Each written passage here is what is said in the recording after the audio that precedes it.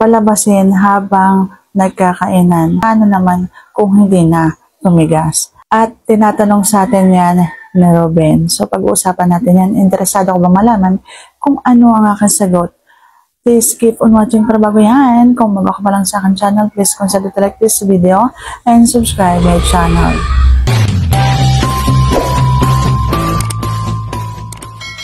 Ano nga ba ang gagawin mo kung halimbawa ganito na ang nangyari, yung nagkainan kayo tas naglabasan na, nagluluka na ng ganyan. So, ano ang gagawin mo?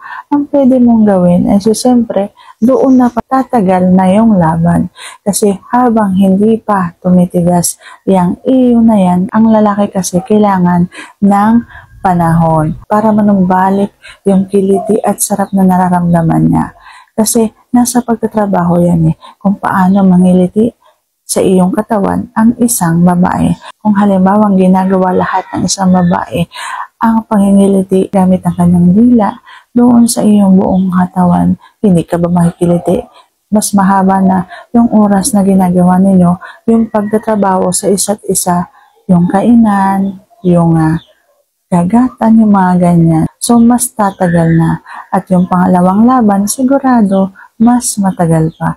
Kasi kapag halimbawang tumigas na yung iyo at ipinasok mo na yan, so mas tatagal pa kasi mas kailangan pa niyan ng mas mahaba-habang paghugot baon para matapos ka, para malabasan ka. Mas gustong-gusto ng isang babae, lalo na kung halimbawang nakauna na siya, nasarapan na siya sa unang, nalabasan na siya sa unang pagkakainan ninyo.